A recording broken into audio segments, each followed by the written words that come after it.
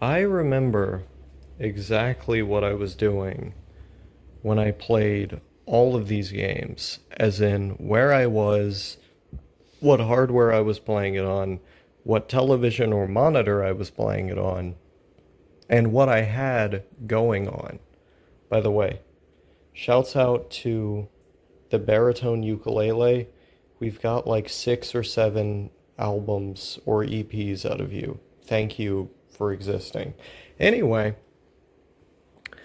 I remember what I was doing when I played all of these games. An astonishing feat to some, but for me it's just my memory. And by having a physical representation of them, I think that memory stays more solidified. Because actually having to go through the act of placing the game in the console, making sure that it's running on the television or whatever. Shouts out to the Retro Tank 5X, by the way. A lot of shout outs today. Um, to make sure all of that is in order, you have to know what you're doing on a basic level. Not to say it's complicated, but you have to put all of the moving parts together.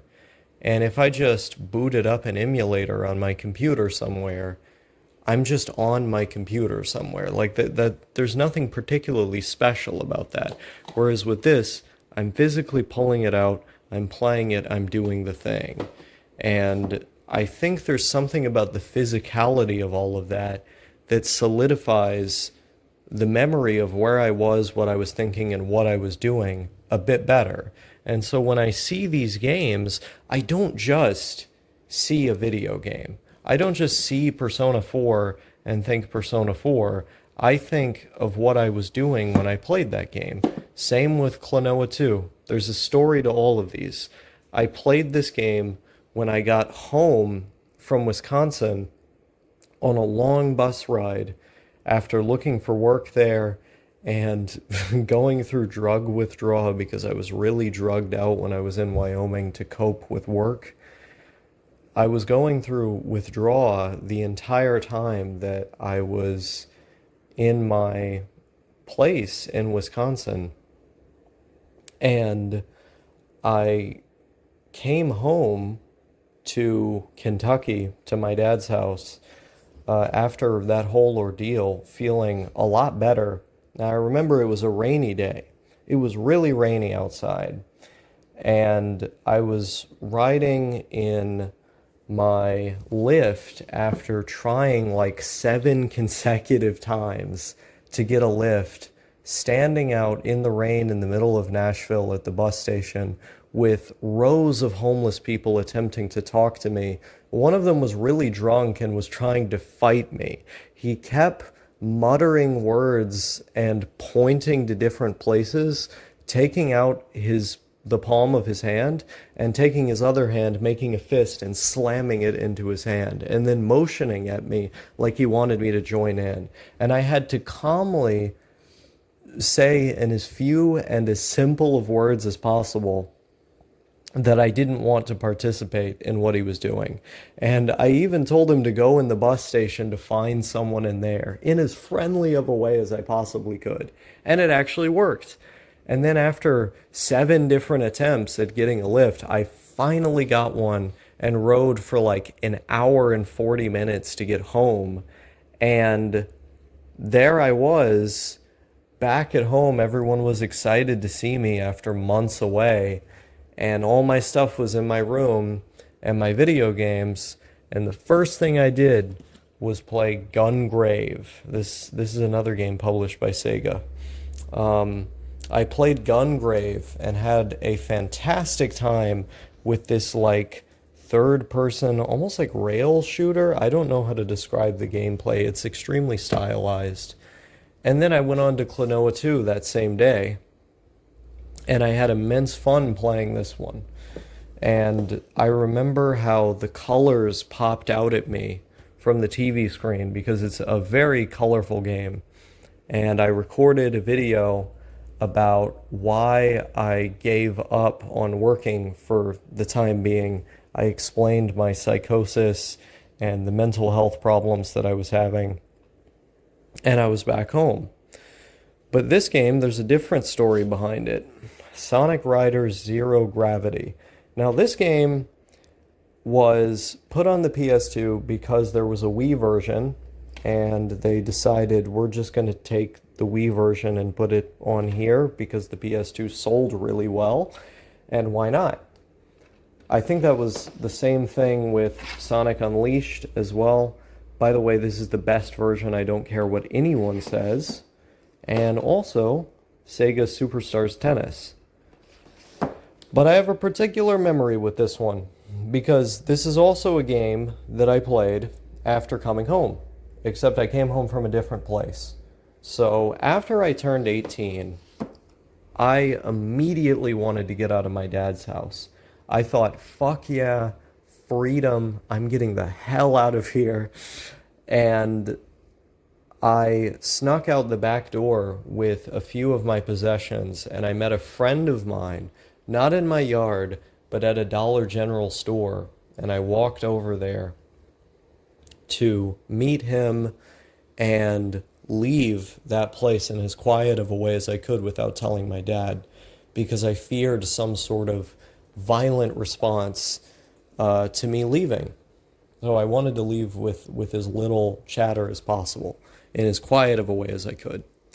Of course, that all blew up because I was so shy and socially anxious that I could not interact with literally anyone that was at that house, including my friend. I said nothing most of the time, like my mind went completely blank, because back then I couldn't really say anything to anyone unless I was drinking.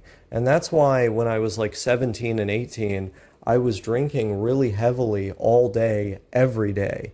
Just to be on Discord calls with my friends, I would drink in order to deaden my social anxiety enough to talk to someone. And of course, being under 21, I did not have access to alcohol when I went to my friend's place, and I couldn't do that. And so I was just like a mute the entire time. I was like Jack from Jack and Daxter, the Precursor Legacy. And so I didn't say anything. I didn't know what to say, because as soon as I was faced with a physical person, I became so scared that my mind went completely blank. So that blew up in my face. It failed, even though my friend offered so much to me. He offered me food, clothing, education. He was essentially going to be my caretaker, really, really kind person. But I ended up saying I want to go back and giving it up because I was so terrified of being around other people.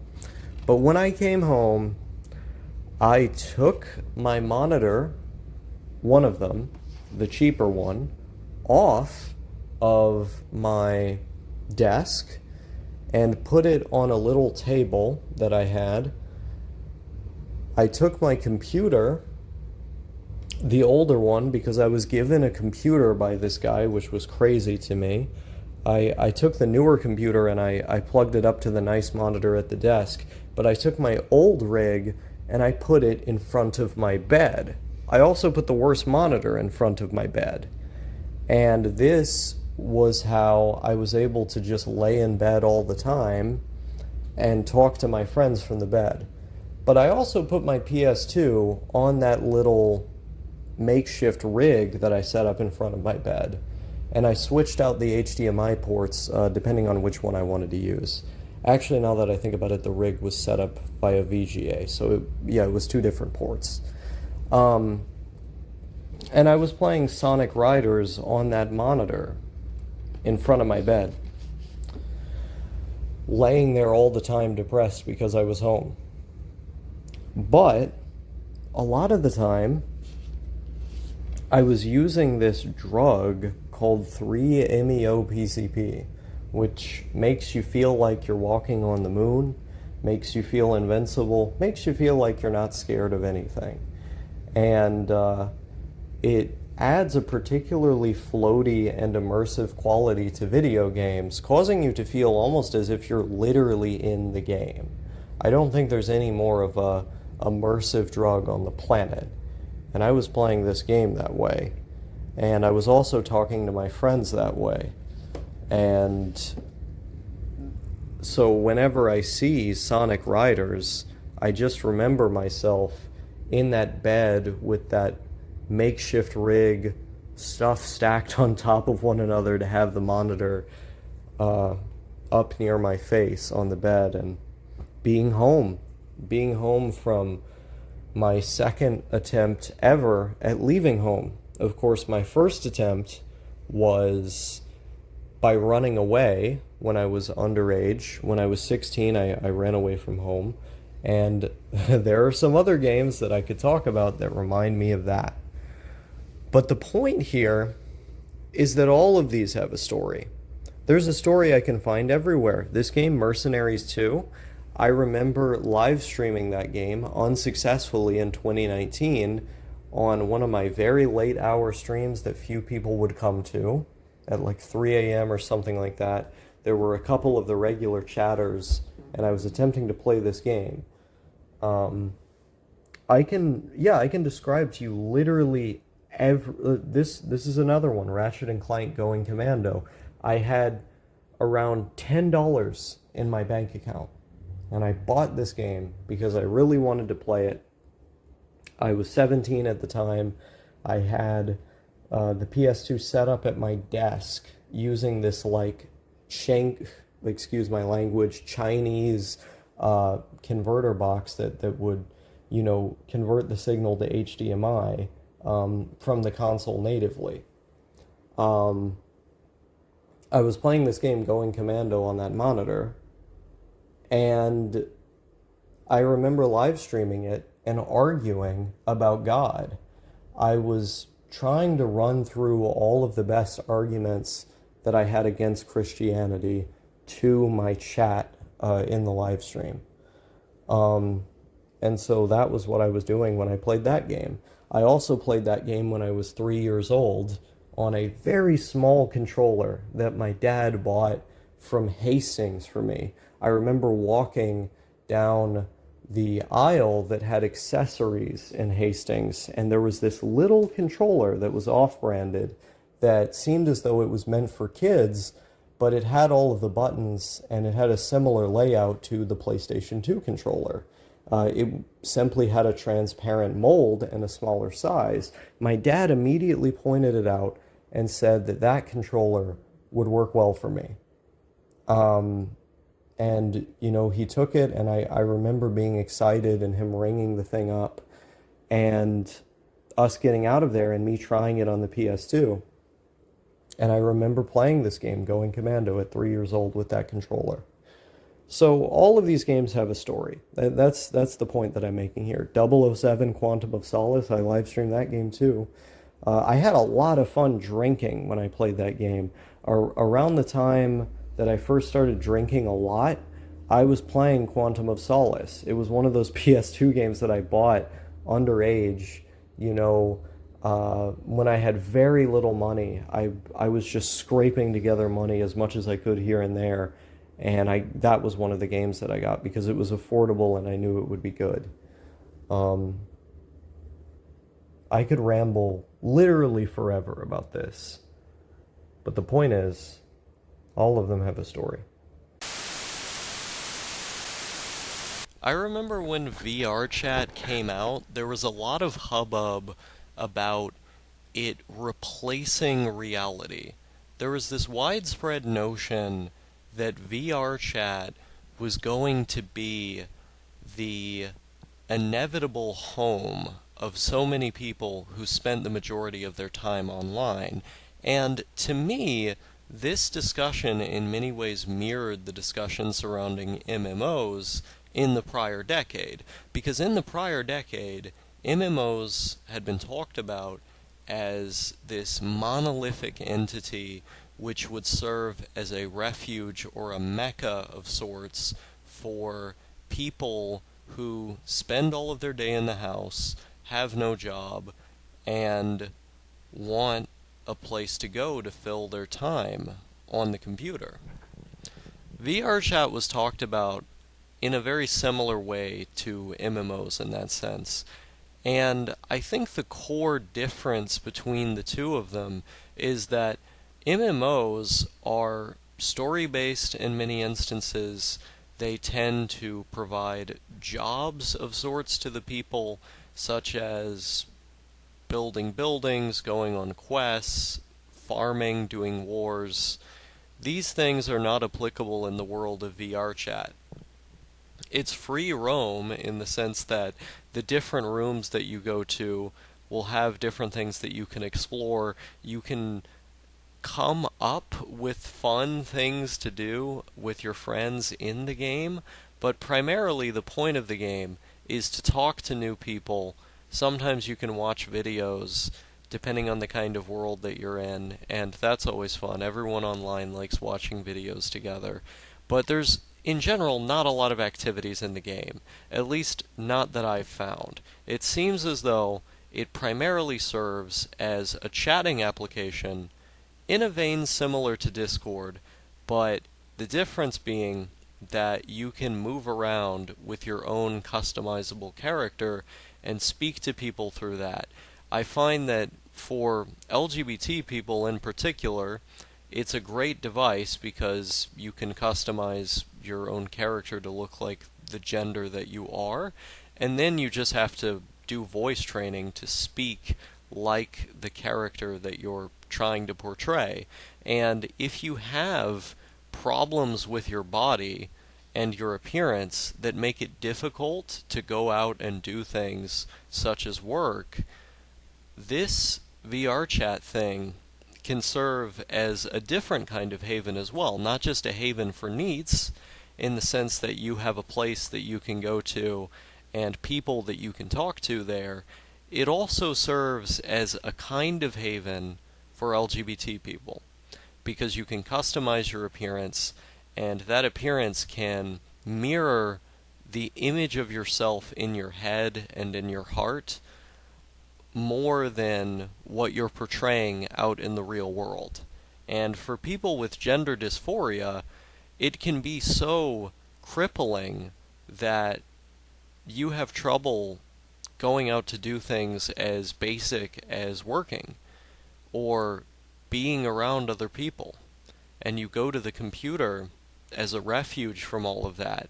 You go to the computer because online you can be anyone you want. You can be as feminine as you want, as gentle and small, without all of the expectations that may end up being imposed on you by the outside world due to your appearance or aspects of your appearance. And so VR chat serves multiple functions. It also serves as a kind of role play sex dungeon for many people.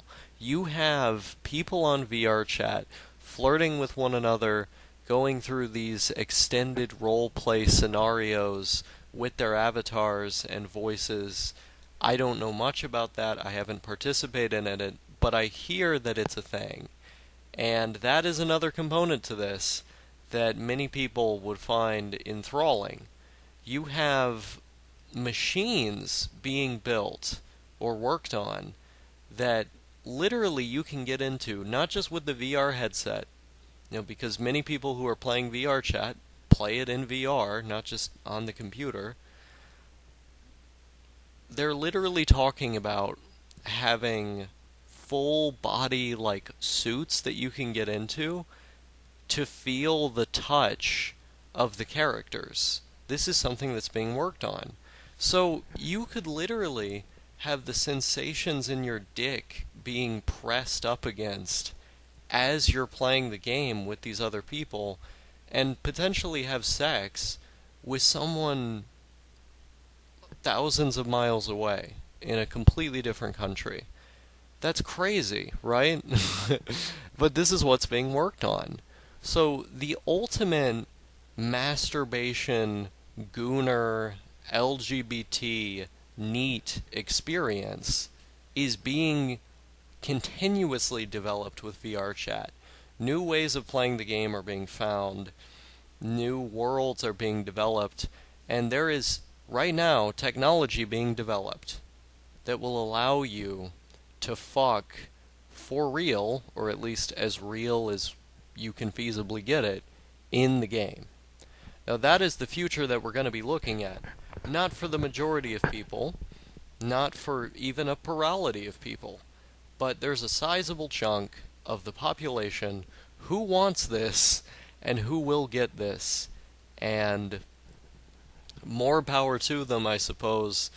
I personally have no particular negative thoughts about the hedonistic, consumeristic dystopia that we're marching towards. I, for one, welcome our inevitable decline.